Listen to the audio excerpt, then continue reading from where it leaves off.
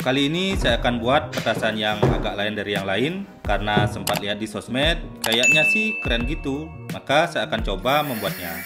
Siapa tahu ini berhasil, nanti bisa jadi keren juga kalau dilihatin ke anak-anak di kampung di sekitar rumah. Dengan 2 galon besar air ini, satu saya lubangin di bagian bawahnya dengan mata bor holso yang saya buat dari potongan kaleng susu bekas.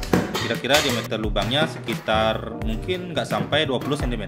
Oke, setelah ini berlubang, lalu galon satunya lagi juga saya lubangin dengan ukuran kecil saja, dengan diameter mungkin sekitar 2-3 cm. Setelah kedua galonnya itu dilubangin, lalu ujung-ujung moncong atas galonnya itu disatukan. Saya satukan sejajar dan dengan sisi-sisi 2 galon itu mengarah ke sisi yang sama. Lalu disatukan, direkatkan dengan plester bening.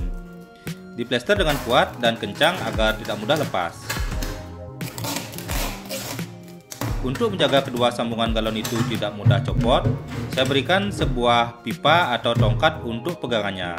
Tongkat itu juga berfungsi sebagai tempat untuk saya pegangan agar tangan ini bisa mengangkat galon-galon yang tersambung itu dan tidak mudah lepas dan nanti tidak mudah copot.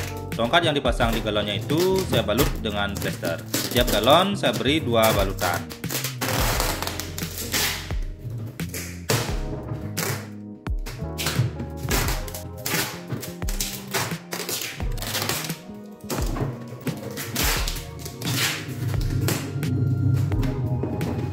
Ini selang transparan dengan benang penguat. Maunya sih pakai selang polos, tapi sangat susah mendapatkannya. Selang ini saya beli di toko bangunan 5.000 per meter. Panjang totalnya ini sekitar 5 meter. Ukuran selang ini sama dengan besar lubang yang kecil di bawah galon yang dibuat tadi. Satu ujung selang dimasukkan ke dalam lubang galonnya itu, yang di bagian kecilnya. Saya taburkan bubuk soda kue untuk menutup celah lubangnya. Lalu saya beri lem super. Perpaduan lem super dengan soda kue dapat menghasilkan daya rekat yang sangat baik.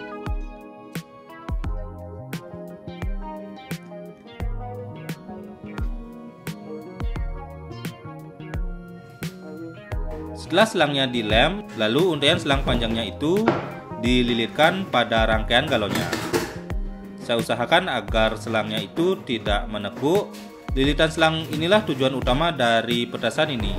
Kalau saya lihat di video orang-orang itu di sosmed, bagian lilitan selangnya itu nanti akan terlihat keren saat petasan ini dinyalakan. Ujung selangnya diarahkan ke bagian selang yang menancap di galonnya. Jadi sebaiknya tongkatnya itu sedikit lebih panjang dari rangkaian galonnya.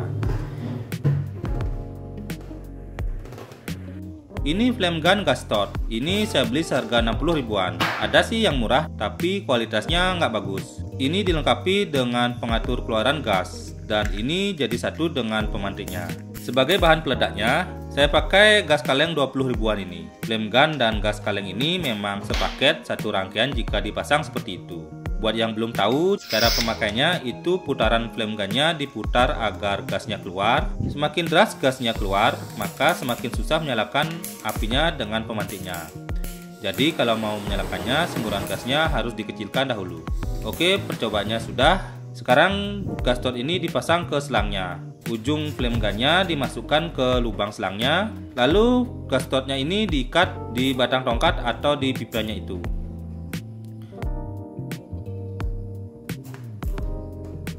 Oke, ini sudah jadi. Saatnya saya coba. Untuk mencobanya ini, pertama-tama gasnya disemburkan dahulu tanpa memantikkan apinya. Saya putar kerannya hingga mentok keras untuk mengisi galon dan selangnya dengan gas.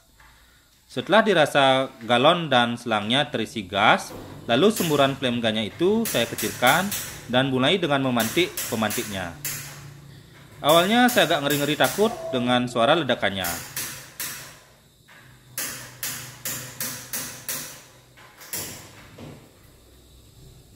Dan setelah meledak, ternyata suara ledakannya tidak sekeras seperti dari spiritus yang pernah saya buat.